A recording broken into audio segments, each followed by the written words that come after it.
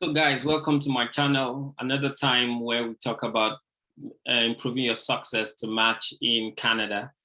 And I'll be talking about getting clinical experience in Canada, especially through electives or observerships. And I will be talking about that now. So welcome back, guys. I'm going to be using this PowerPoint to guide us as we talk about this topic. So this is for international medical graduates, how to get clinical experience in Canada and to improve your chances of matching. And why this is the outline I'll be following. Why is getting a clinical experience important? I'll be talking about the different types of clinical experiences, including electives, observerships, the process of applying, the formal, the informal process, the visas you would require. And once you get the elective or get the clinical experience, a few tips on how to ace your experience and get the best out of it.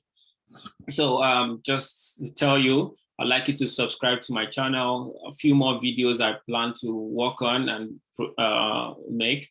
I'm going to be talking about how to write great personal statements, how to optimize your CV for the match. And then I'll be talking about other pathways to practice in Canada, the practice ready assessment pathway, which is one for those who already have some postgraduate training before coming to Canada.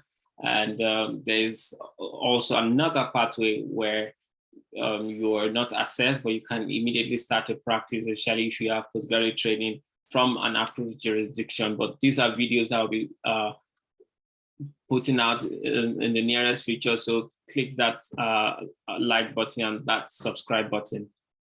So let's get to it. Why is clinical experience very important in your match process?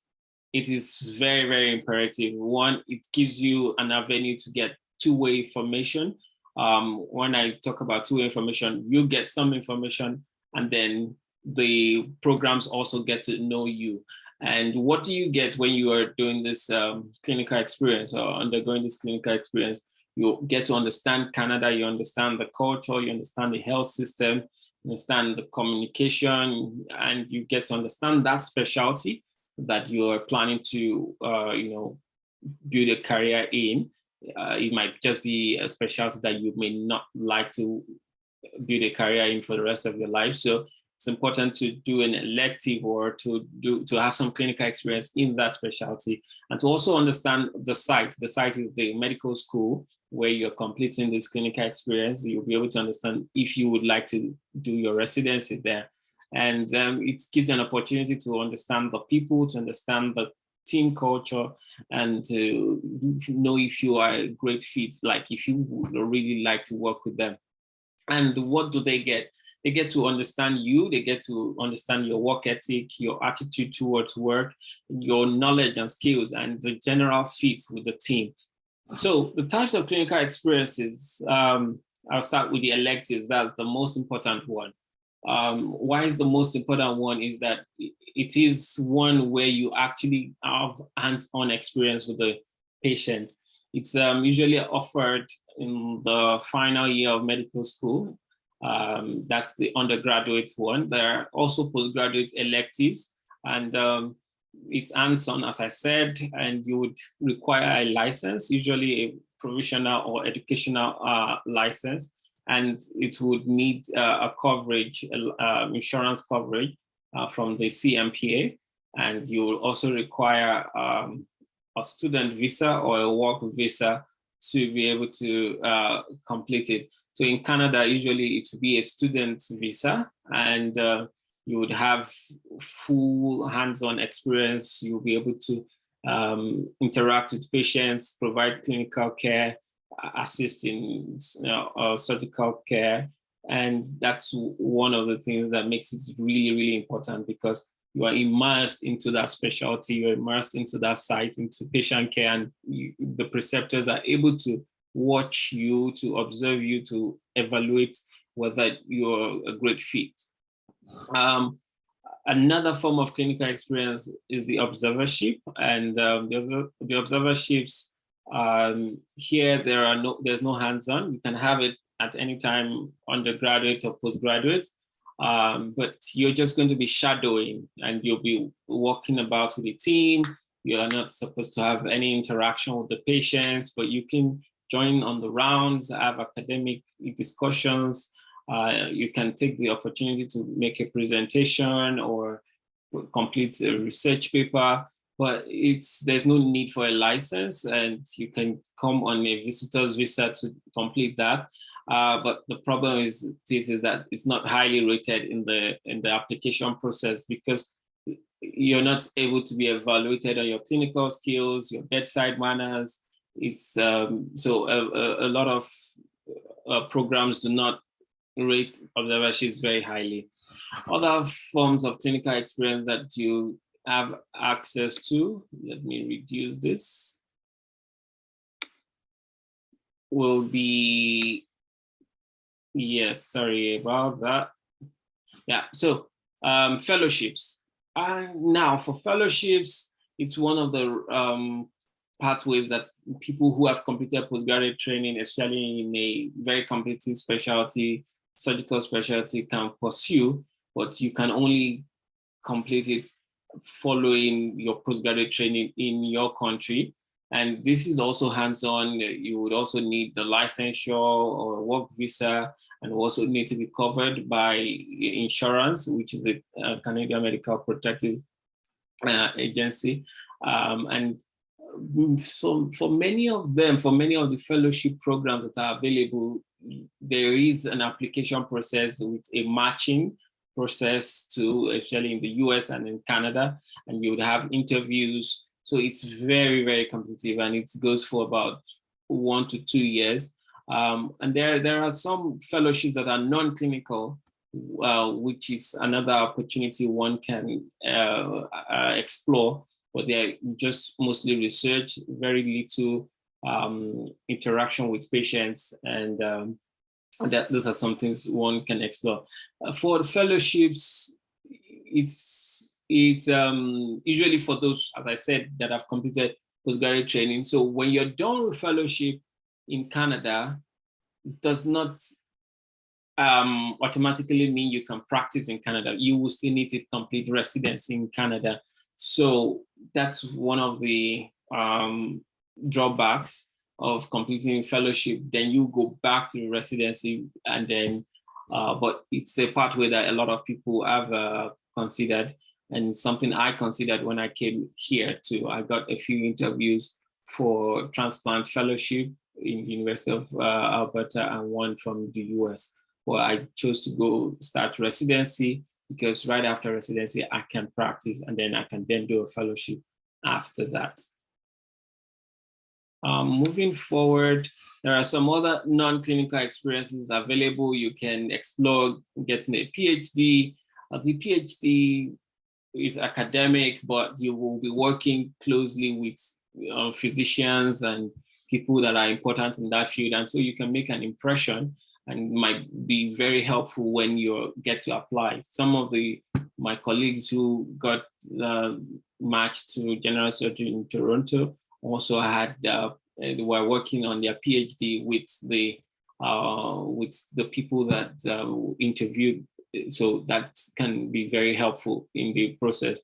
There are also research assistant positions that are available. You can also join academic programs, the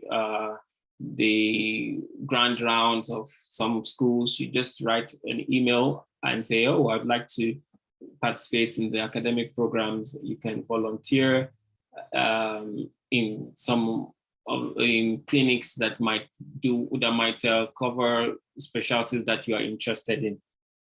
Now, the process of applying, in the last 1 or 2 years, the electives were suspended for most medical schools in North America.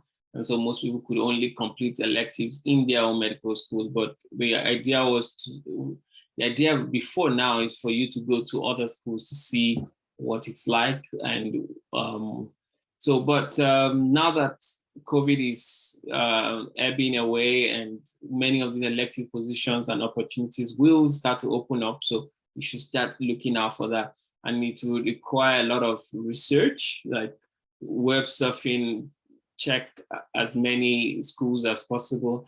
They have formal processes of application. Sometimes you might just need to send cold emails to some program directors asking for these opportunities. And you have to consider the cost of accommodation. You have to prepare your CV, because when you send the email, it's great for them to have a snapshot of who you are. And many of them require an application fee. And the timelines are very important. It's important to start early. Usually it takes up to a year for the whole process to be complete, including the time for processing your visa. So it's very important to plan ahead and spread out your options. And so this AFMC studentportal.ca is actually a portal for students who want, medical students who are looking for electives. So you can take down the link, write down the link and hit it up after the video. And you can register, log in, and you'll be able to get through the process of applying. Individual schools have their websites where for the University of Toronto, they have the md.utoronto.ca/electives. And here they are going to give you all the information that is required to get the application done. Most times the requirements are just a bit of information about your medical school, what year you are in, what you are interested in, and then your CV, and you're usually ready to go. So for the